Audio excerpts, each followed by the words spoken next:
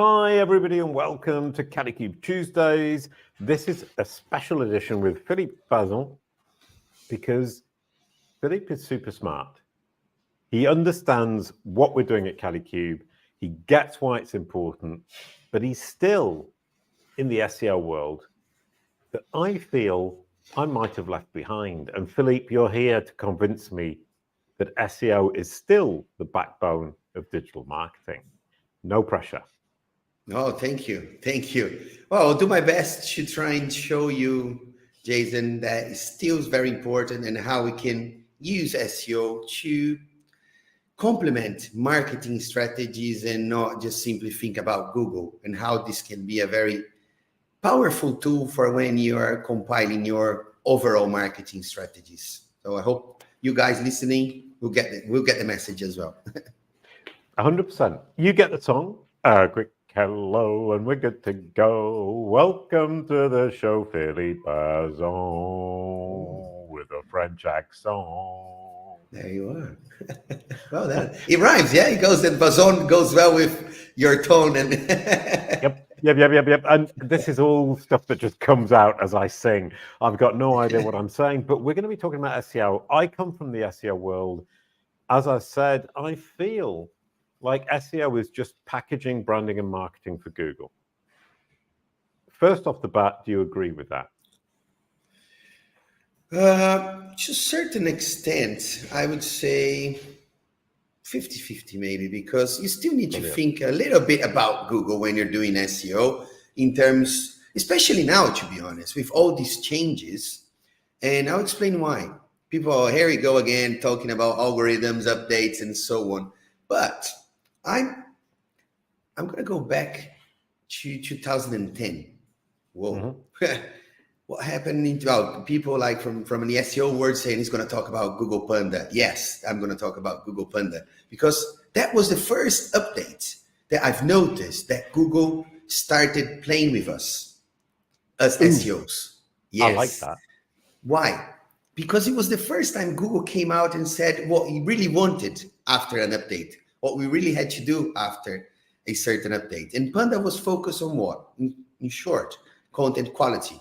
So it was Google telling us, if you improve the quality of your content, you're going to do well, in summary, right? But SEOs, what did they always do? Every time you say something will work well in Google, we kind of like go to the extent and like intensify all these actions like links and so on. So since Panda, Google was showing us all these updates, the ones that it comes in public and says, they are oriented to what? Improving the user experience, improving the quality of your website. I'll go Penguin, I'll go RankBrain, Hummingbird, MobileGeddon, and so on. Page experience. So to a certain extent, what you said is true, because nowadays, if we please Google, we are performing well. But pleasing Google nowadays is more or less pleasing the users, which is what we're talking here, which is about marketing. So I agree to what you're saying because of this. If you look at this history of like 14 years of updates, when Google talks about an update, it's forcing us to do something that it's to improve the website, to improve user experience, and therefore work well in Google.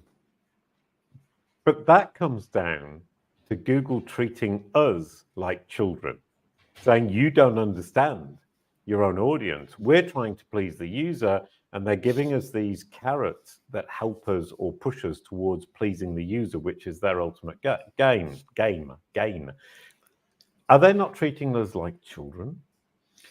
I think the children in SEO are being treated like children. People like me and you, Jason, that understand the game a bit better and not just trying to game the system.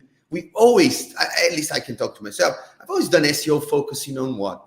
Building good experiences, understanding how brand can complement my strategies and vice versa. So I must say that I have always followed this route of creating good experiences, creating good content, trying to build the brand, and therefore do the tricks and tricks of the technical SEO that's needed for the thing. But I think that's pushing all these other people that always thought, oh yeah, we can game Google, we can do things. Yeah. So I don't include that in that bracket, if you will, but certain things that Google say now to focus on, because if you think about it, say nowadays, would you have a website that doesn't load in different screens, or say it's not responsive? Would you have a website that doesn't load fast, or doesn't have an updated design, or that's a modern design that inspires credibility, that inspires? So it's all about that. So if you think about it, Google may be treating some of us as children, but I think the adults don't see it that way. Right. No, and okay, which is a really good point. It's telling us, here's your focus for today. And once we've sorted that out, Core Web Vitals will be an example. Now let's focus on this.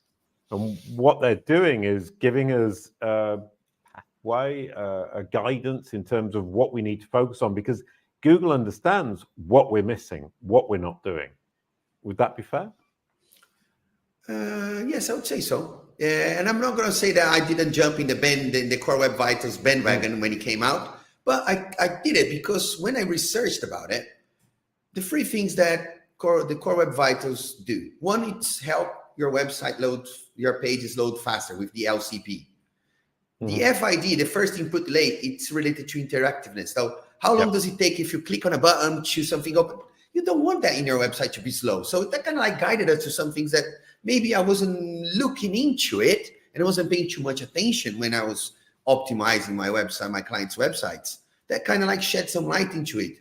And also the CLS, which is related to usability and accessibility. It's related to like if your content shakes too much or it's too visual, it can triggers like epilepsy in people that have those kind of symptoms and so on. So I related things that, why do we need to do that when Google talked about it? Because all these three elements correlate with a better experience. I didn't just simply do it because Google said it was going to be a ranking factor, but because it made sense in terms of what we needed to do. Therefore, I think that's how we look into SEO at Hedgehog. You know, we understand what Google's telling us. So that's why I think we're not children, because children, you tell them and they go and do it. We are kind of like more, say, teenagers, not teenagers, that they just don't care about anything, more adults, because you listen to something and you evaluate, should I do it? Should I not do it? What are the pros and cons of doing so? Let's put some effort into it. So that's how we evaluate everything that comes out of Google. And if it makes sense, we do it. If not, maybe put it in the back burner to do it sometime. Right, absolutely. And what you're saying is, where do we need to put effort? And Google is suggesting where that effort needs to be placed. And my perspective of Google has been that they keep telling us focus on the user. And it actually isn't a very helpful thing to say in and of itself, because focusing on the user is what we should be doing anyway. Then they start to say, well, today we'll focus on this, tomorrow we'll focus on that, and move through that. So if I understand correctly, you're saying that SEO helps us to better understand the user if we follow what Google is suggesting. Exactly. And that is why it's one of the backbones of digital marketing. So if you look at the whole backbone, so it's one of the C3, let's say it, because that's what SEOs can contribute to marketing strategies. We can help them understand how the users are searching, what kind of words are they using, queries that they have. And this, for a marketing strategy, is gold. And kind of some brands kind of like forget about that. All they want to know is about how many millions of dollars or pounds I have to invest in media. So how many people I'm going to impact and what's going to be the return of that. And I just need to hire some beautiful people to do my ads and so on. But what about what people want? What about what are they asking? Or doubts that they have around your product. So that is for when I started understanding that. That's why I started promoting this topic that we're talking about today, because we can provide a lot of useful information for brands, for marketing strategies to be more robust, let's say it. Are you saying that as SEOs, we understand the user because Google is pushing us to understand the user, and we can feed up into the company what we've understood through our understanding of Google's ability to understand intent. Google's serving the user. It wants to provide the solution to the user. And as SEOs, we have something to feed upwards, or is that the wrong perspective? I would say that is a consequence of the first step, because what is the first thing that we normally do in an SEO project? I don't know. Oh, page speed. Yeah, keyword research, right? When you're doing like to try to map what you want to rank for and so on. But I always looked as keyword research from a different perspective, not just about search volume.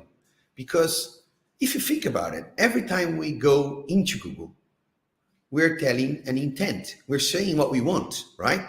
We want the information, we want the direction, we want to buy something, depends on how we search. So each query denotes an intention. And this is where I think we need to push it and send it to the marketing teams to say, look, these are, this amount of people are searching for what should I do if I buy a guitar, or what is the best guitar, and so on. This is information that people kind of like forget to use in their marketing strategy. So I would say it's not what Google is showing us and the data that we can use it to feed into marketing strategies.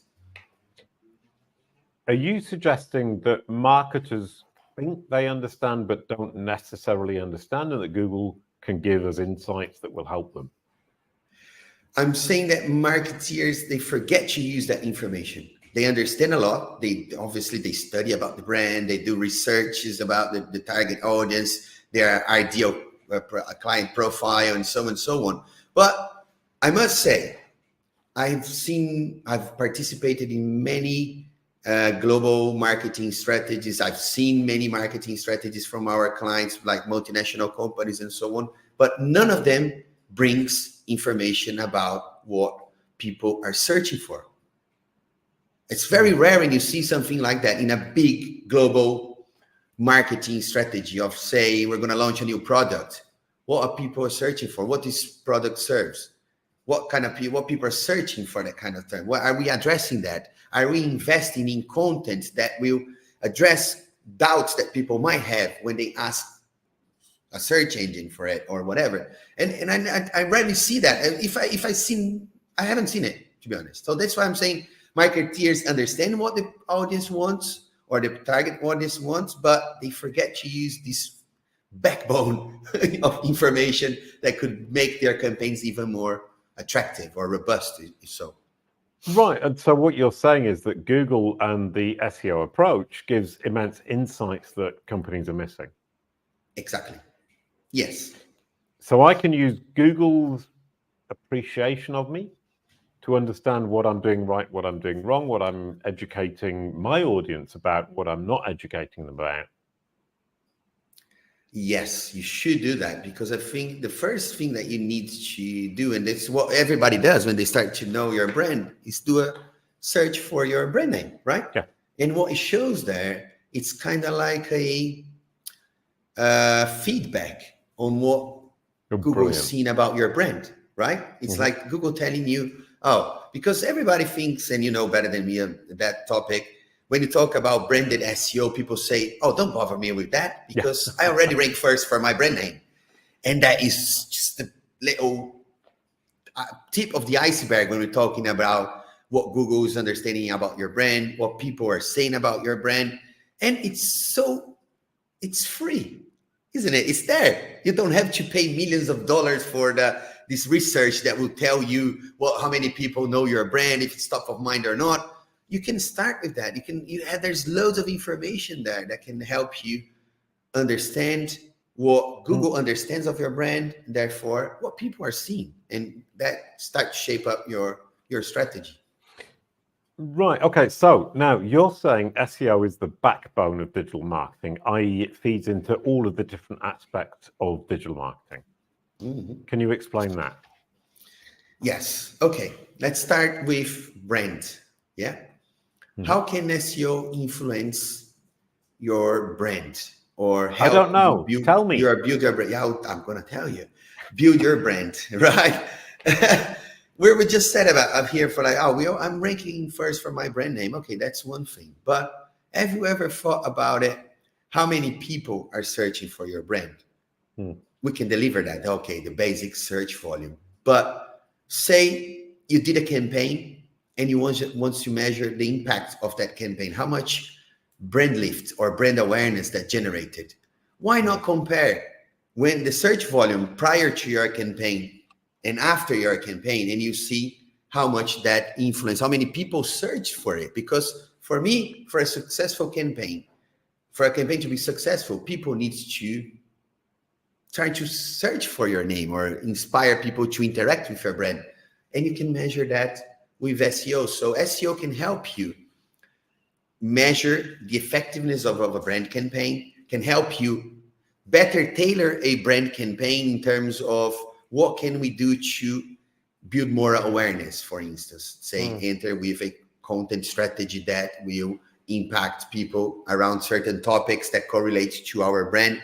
And that sometimes is overseen. People don't use that in terms of how can we increase or create a brand campaign that will strategies to enhance what we're already doing, because it's easy to go to TV, radio, or spend millions of dollars in advertisement on YouTube and other platforms. But what about the complement of that? Why not create something organic?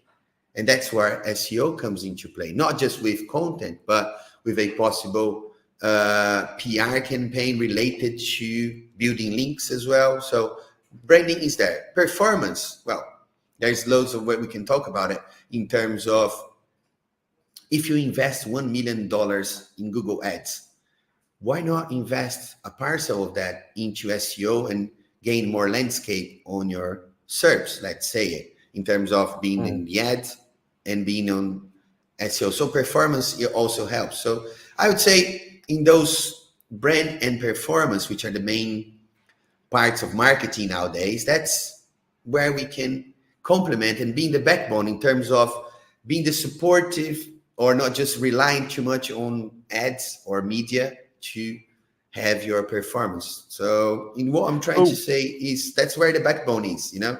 We are always there with an organic strategy to support all these marketing initiatives, be it brand, be it performance, or be it awareness, if you will. Right, which brings me to a question that I come from a world of organic search, organic outreach. I've never looked at ads. It's not something that I have ever focused on. And what I see is that it's the knee-jerk reaction is, I do ads, I make money. I can prove to my boss that this is profitable. Therefore, that's the way I go. How do you convince people, bosses, the C-level, the C-suite employees, to invest in something that's long-term and doesn't bring immediate results? With the same strategy that the media guys did, showing return over investments, projecting return over investment. I've created a methodology that I call organic growth forecast, which based on a series of analysis together with a projection based on search volume, conversion rate, and average order value, I can estimate how much in organic rankings, we can estimate when it's going to be your return over investment, how much you can generate if you achieve 1 million visits at your conversion rate of 1% with an average order value. So what I bring to the tables when I'm talking to C-levels is that the same talk that the media guys bring, but in the long term. So it's an investment. You're not going to generate your return over investment monthly. It's going to take at least 3, 6, whatever months. So we estimate that. So we remove the doubts, bringing data to the table, using numbers, using data. Right, and you talk about media. I've always found it really surprising that media sellers, offline media, TV, magazines, radio, will say, for example, a magazine, we sell 30,000 copies, but we know that 200,000 people read it because it's in doctors' waiting rooms and so on and so forth, and that people share the magazine. And everybody just believes that. Why doesn't that happen on digital?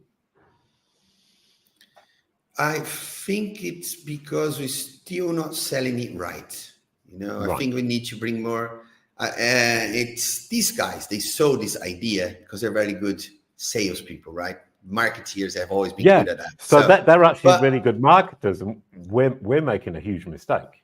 we need to improve our marketing. Hence why Thank you.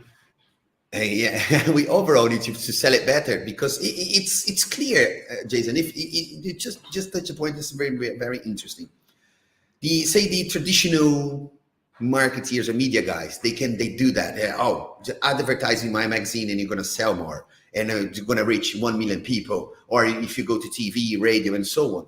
But why do people keep doing that? Because there is truth in that. Because you do that campaign and the phone rings and the emails start to come in, and so visits to your website and so on. So brand owners, brands, let's say, companies, they see the return of that. They see that working.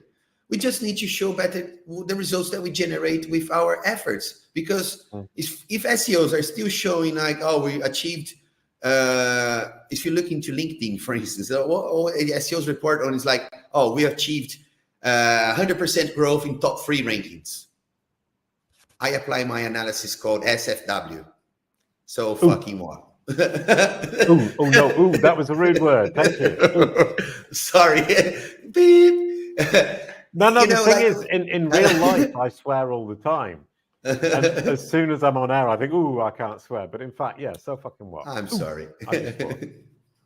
So yeah, I think that's where we need to improve the way we show the results. Be more into granular, into numbers, money, talk money. That's one of the reasons I managed to gain a bit of like excel in what we do with Hedgehog, because when I sit at a table with the C-levels or marketing managers and so on, instead of talking about helpful contents and EATs, killer whales.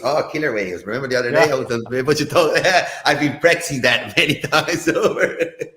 And no, we just need to say, mate, if you invest X, I'm going to generate Y to you and so on. It's talking money. People, C-levels, they don't have time and they just care about money. That's all you need to. A simple presentation. Give me $100,000 and I'm going to give you $1 million in 6 months. They'll do it. No, that.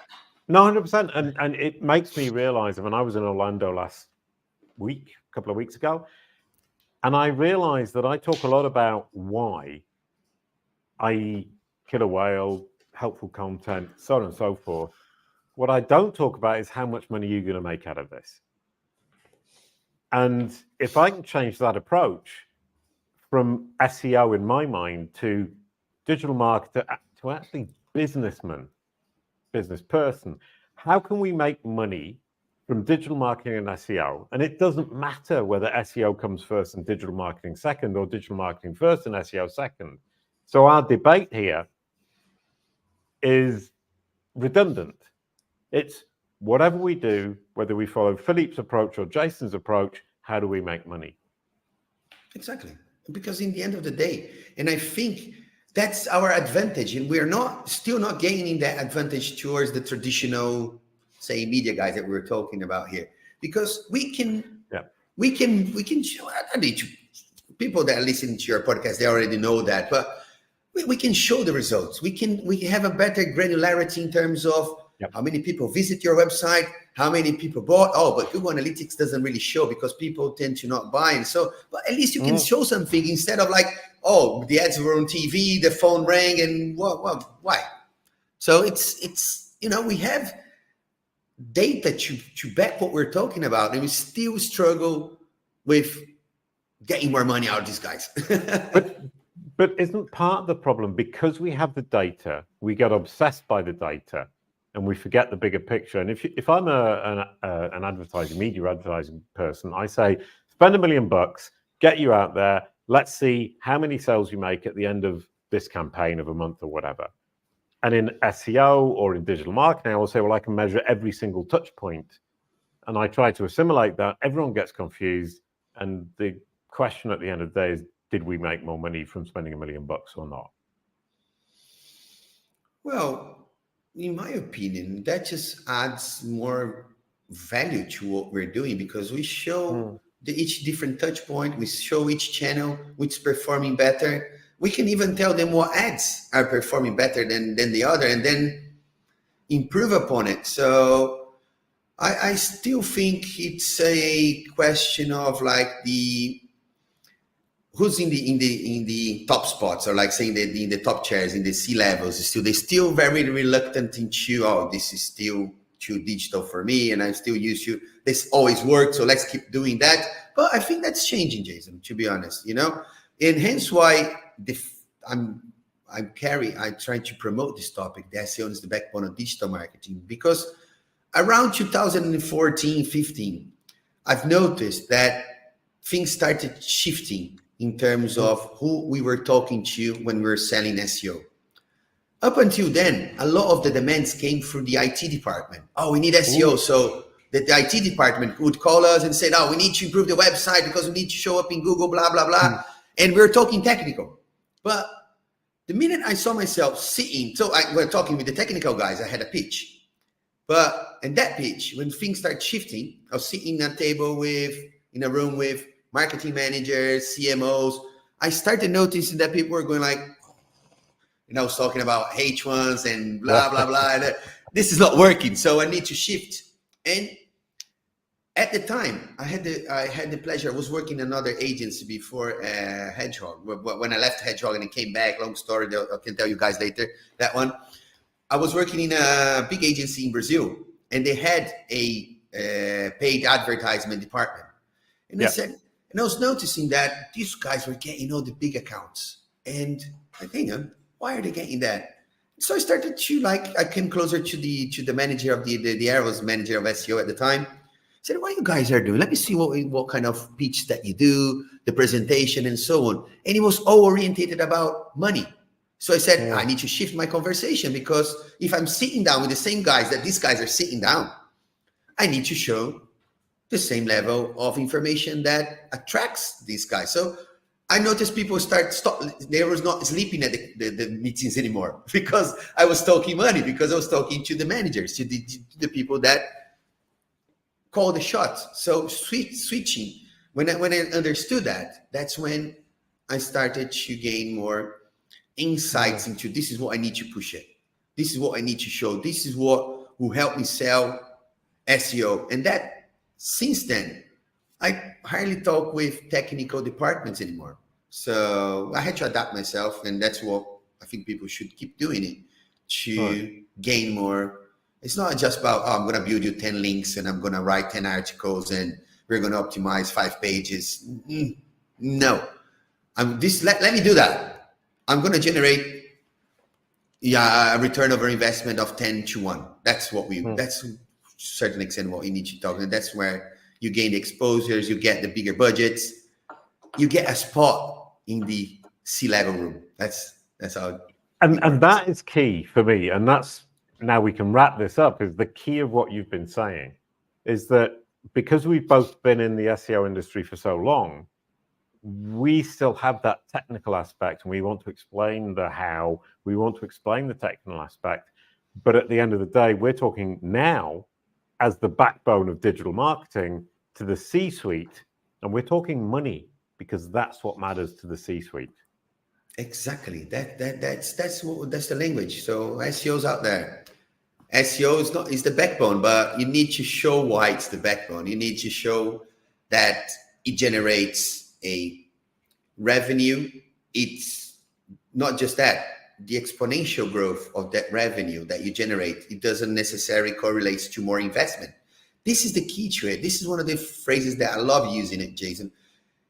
Once we achieve the growth, the traction that we need for the project, you don't need to invest more to earn more with SEO. So it's the exponential growth of your return of investment with a leveled investment. So when you talk about that, that's a trigger in the C-suite minds that they open their eyes. If they're on the cell phone, they say, what? Invest the same. And yeah. So I think obviously we're not talking too much about SEO as the backbone, but how to position ourselves to make SEO the backbone.